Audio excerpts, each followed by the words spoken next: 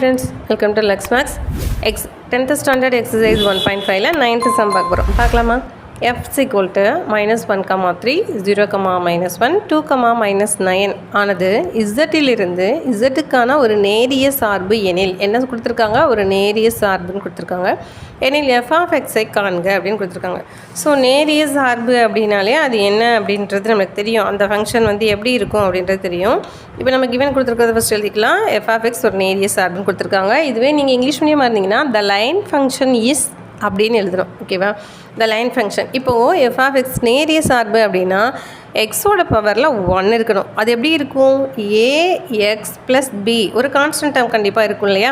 So எக்ஸோட coefficient ஒன்று இருக்கும். அந்த கோஎஃபிஷியன்ட்டை தான் நம்ம ஏன்னு எடுத்துருக்குறோம். இந்த ஏ வந்து கண்டிப்பாக நாட் ஈக்குவல் டு 0 தான். ஸோ 0வாக இருக்கக்கூடாது. அப்போ தான் அந்த எக்ஸ்ன்ற வேல்யூ நம்மளுக்கு கிடைக்கும். ஸோ ஏஎக்ஸ் ப்ளஸ் பி இந்த ஃபங்க்ஷன் ஆல்ரெடி நம்மளுக்கு தெரியும். அது ஒரு லீனியர் ஃபங்க்ஷன் அப்படின்னா இந்த மாதிரி தான் இருக்கும். இப்போ இவங்க எஃபோட வேல்யூ கொடுத்துட்டாங்க. -1, 3, 0, -1, 2, -9 கொடுத்துட்டாங்க. இப்போ என்ன கேட்டிருக்காங்க? எஃப் ஆஃப் எக்ஸை நம்ம தான் ஃபைண்ட் அவுட் பண்ணணும். இந்த ஏஎக்ஸ் ப்ளஸ் பி அது என்ன ஃபைண்ட் அவுட் பண்ணணும்னு சொல்லியிருக்காங்க. ஸோ ஏவோட வேல்யூவும் பிஓட வேல்யூவும் நான் கண்டுபிடிச்சிட்டேன் அப்படின்னா நான் ஈஸியாக ஆன்சர் எழுதிடலாம். ஸோ எப்படி கண்டுபிடிக்க போகிறோம்? நம்மக்கிட்ட தான் இருக்குது 3 பாயிண்ட்ஸ். இந்த 3 பாயிண்ட்ஸ் வச்சு தான் கண்டுபிடிக்க போகிறோம். ஃபஸ்ட்டு பாயிண்ட் என்ன கொடுத்துருக்காங்க? -1, 3ன்னு கொடுத்துருக்காங்க. ஸோ இது எக்ஸோட வேல்யூ, இது எஃப் ஆஃப் எக்ஸோட வேல்யூ. ஸோ எஃப் ஆஃப் எக்ஸில் நான் சப்ஸ்டிட் பண்ணலாமா? F of x equal to எக்ஸோட வேல்யூவை சப்ஸ்டிட் பண்ணுங்கள். a into -1 plus b அப்படின்னு நம்மளுக்கு கிடச்சிருக்கு.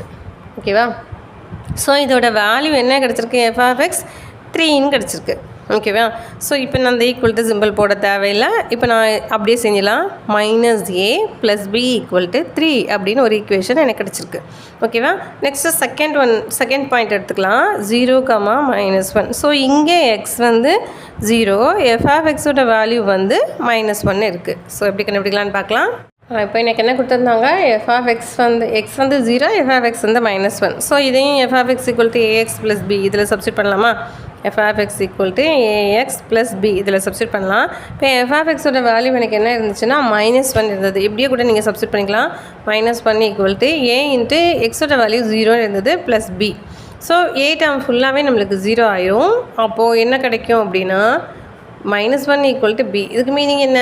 பியோட வேல்யூ -1. ஸோ ஒரு வேல்யூ நம்மளுக்கு கிடச்சிட்டு ஏபி, அதில் ஒரு வேல்யூ நம்மளுக்கு கிடச்சிட்டு இல்லையா? திருப்பி நம்ம வந்து ஃபஸ்ட்டு ஈக்குவேஷன் நம்ம என்ன ஃபைண்ட் அவுட் பண்ணியிருக்கோம் அப்படின்னா -a ப்ளஸ் பின்னு ஃபைண்ட் அவுட் பண்ணியிருக்கோம். இந்த இடத்துல நான் பியோட வேல்யூ சப்ஸ்டிட் பண்ணலாமா? ஸோ -a அதான் ஈக்குவேஷன் வேணால் 1ன்னு வச்சுக்கலாம். ஆல்ரெடி 1 தான் வச்சுருக்கோம். So 1 equal to -a plus b. Plus பிங்கிற இடத்துல எனக்கு இப்போ என்ன இருக்குன்னா -1 இருக்குது. ஈக்குவல் டு அந்த சைடு என்ன கிடச்சது நம்மளுக்கு? 3ன்னு கிடச்சிருந்தது. ஸோ இப்போ -a ஈக்குவல் டு 3. இது அந்த சைடு மூவ் பண்ணும்போது என்ன ஆயிரும்? +1 ஆயிருமா? ஸோ -a ஈக்குவல் டு 4ன்னு ஆன்சர் கிடைக்கும். So a equal to -4. So A value B value ரெண்டு வேல்யூமே எனக்கு தெரிஞ்சிச்சா? அப்போ நான் லீனியர் ஃபங்க்ஷன் கண்டுபிடிச்சிடலாமா? லீனியர் ஃபங்க்ஷன் அப்படின்னு எழுதிக்கலாம்.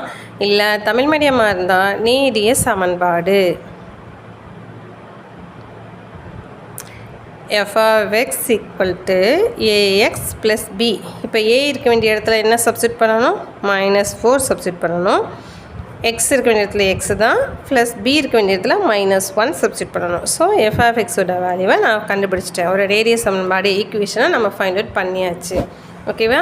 ஓகே, இந்த சம் உங்களுக்கு தெளிவாகவே புரிஞ்சிருக்கும் அப்படின்னு நம்புகிறேன். உங்களுக்கு வீடியோ பிடிச்சிருந்தது அப்படின்னா லைக் பண்ணுங்கள், ஷேர் பண்ணுங்கள். Okay friends, thank you.